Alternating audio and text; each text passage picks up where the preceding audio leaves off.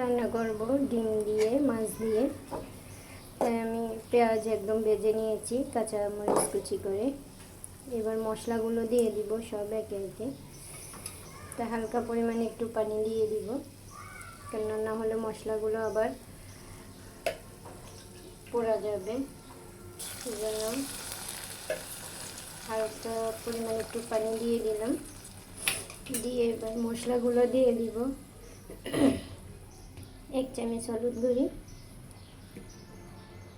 1 চামচ মরিচ গুঁড়ি দিয়ে দিলাম, আধা চামচ পরিমাণ রসুন আদা বাটা,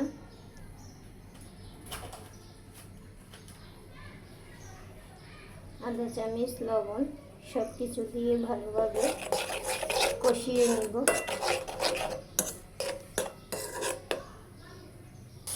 মশলাগুলো কষানো হয়ে গেছে। মাছ ভেজে রেখেছি, ছোট ছোট মাছ, তো দিয়ে দিলাম। দিয়ে ভালোভাবে এবার কষিয়ে নেব মাছগুলো।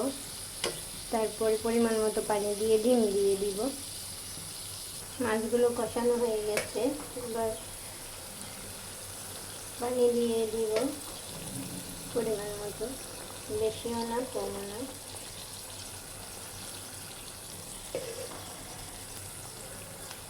দিয়ে দিলাম।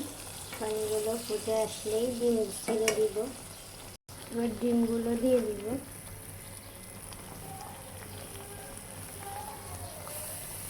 মাছগুলো এক সাইড করে নিয়েছি,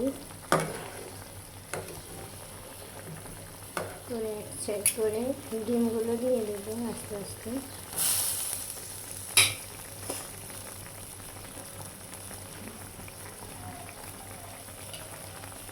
এখানে আমি 3টা ডিম দিয়েছি, 3 পাশে 3টা ভেঙে দিয়ে দিয়েছি।